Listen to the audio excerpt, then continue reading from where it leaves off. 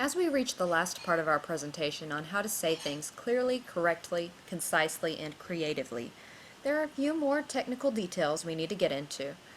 First, don't make assumptions. While you're trying to speak to the listener as if they're your friend, you don't want to assume something that's incorrect about them. And you often may do this when writing a script and trying to relate to your listener. You might say, "We all picked up our first crayon when we were toddlers," but maybe one of the listeners picked up his first crayon when he was in first grade, way past the toddler years. Or you could say, "We've all eaten something we haven't liked."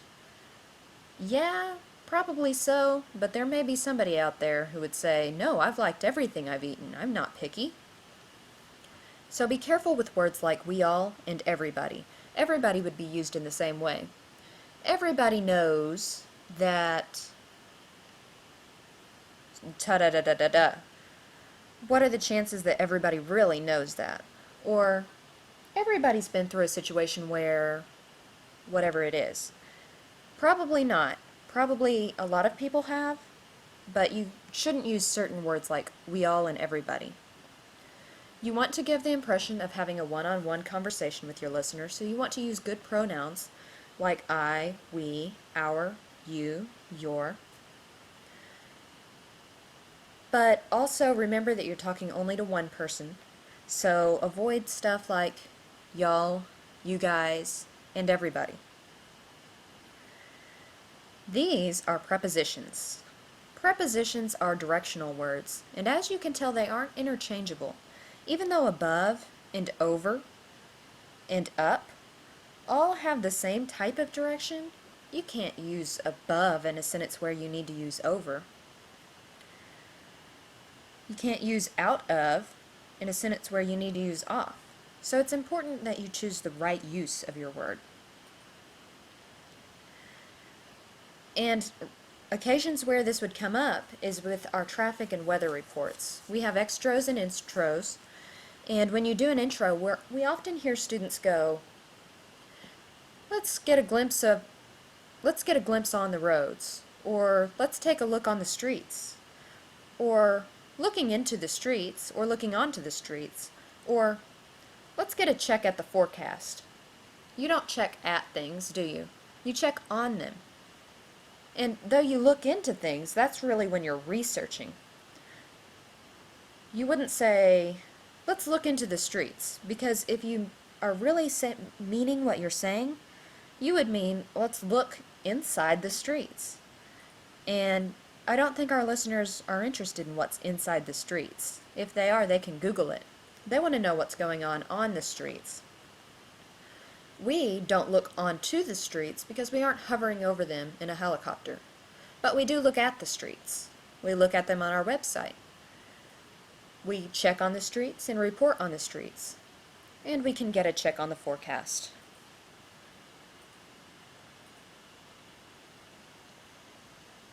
Considering time, it's important that you make time relatable to the listeners. You shouldn't say a date when it's that week. For instance, if it's October 1st, I shouldn't say, this will be going on October 5th. I should say, this will be going on Thursday, because that's what the day of the week is. So in your announcements, always look for things coming up. And if it's within the next week, you need to change that to a weekday.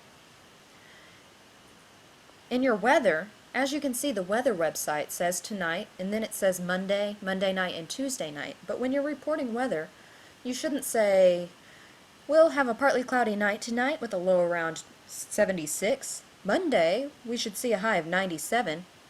Monday night will fall to a low of 72.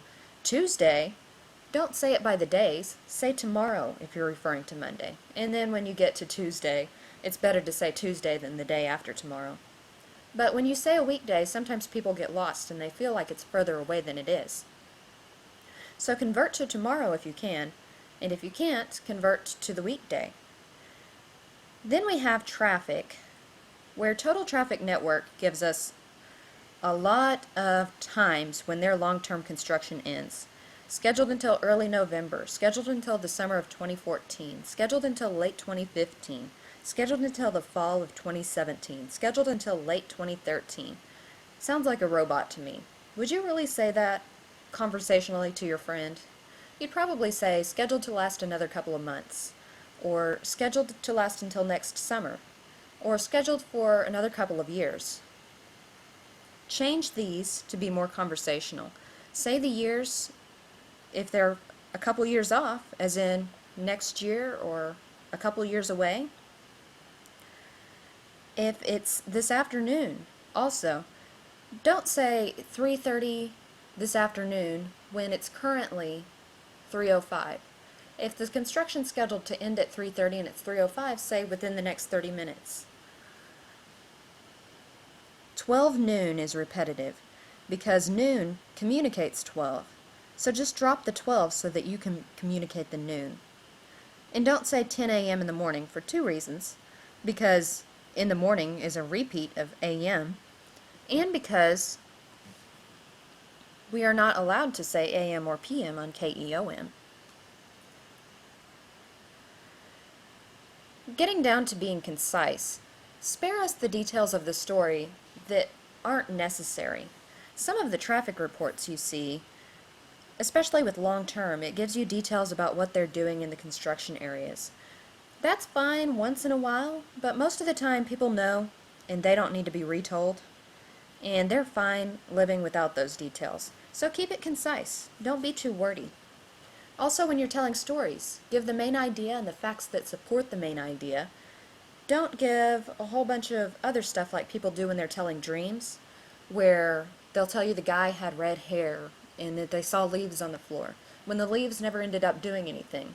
You must have read a book like that at one time, where it gives you a whole bunch of extra details and you don't know what to focus on. It's best to give only the details that matter. Avoid unneeded repetitions. You'll have double IDs, double intros come up because the weatherbed says 88.5. No, I'm sorry, the weatherbed says mesquite weather. And then we have students go on and say, I'm Camille with your weather. Well, the weatherbed just suggested that you would be reporting weather. So you could at least say, I'm Camille with your forecast, not using the exact same word it just did. And in the ends of your weathers and traffics, don't ID KEOM, because we're about to play a sweeper, or weather extra, that's going to do the IDing for you. And we don't want you to hear, this has been your report on KEOM, and then 88.5 KEOM. It really gets frustrating to hear double IDs. Avoid using words that mean the same thing, just like 12 noon, or saying the time at the beginning and the end of the sentence. Just basically avoid double duty. And don't talk down to the listeners describing what they already know. Finally, we get to being creative. Why should you be creative? Because jobs are high in demand in broadcast. And one, you have to show that you're a thinker and you have good skill. But two, why would anybody want to listen to you when everybody else sounds exactly the same? People listen for originality. They listen for what's unique, and they're interested in that. So be yourself. Use your own words, but be creative. I know it's harder to reword copy, but remember that copy can be written more than one way. Of course, there are some wrong ways to word it, but there's not only one right way.